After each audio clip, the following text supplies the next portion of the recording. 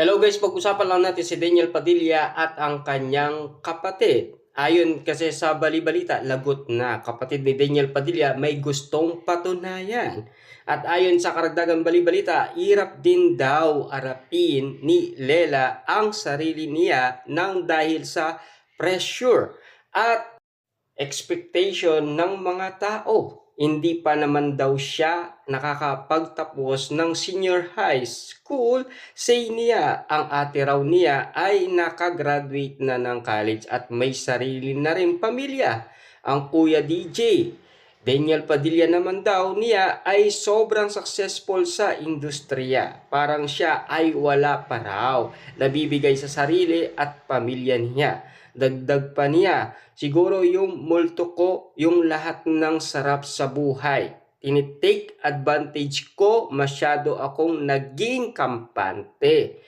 I want to reach my full potential kasi alam ko meron din akong ibubuga. Gusto ko rin makilala. I want to make a name for myself also.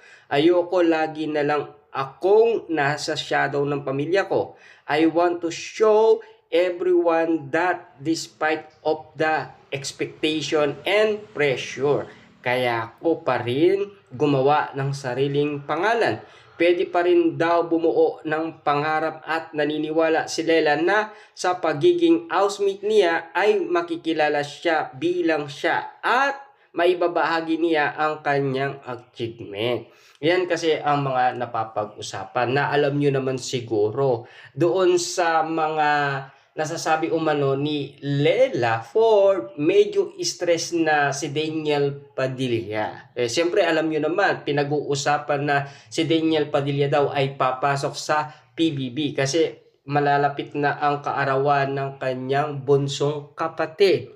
Yun kasi ang mga nasasabi ng iba't ibang mga netizens. Kaya nga naman kasi ang gusto nila, pumasok daw ang pamilya ni Daniel Padilla kasama siya.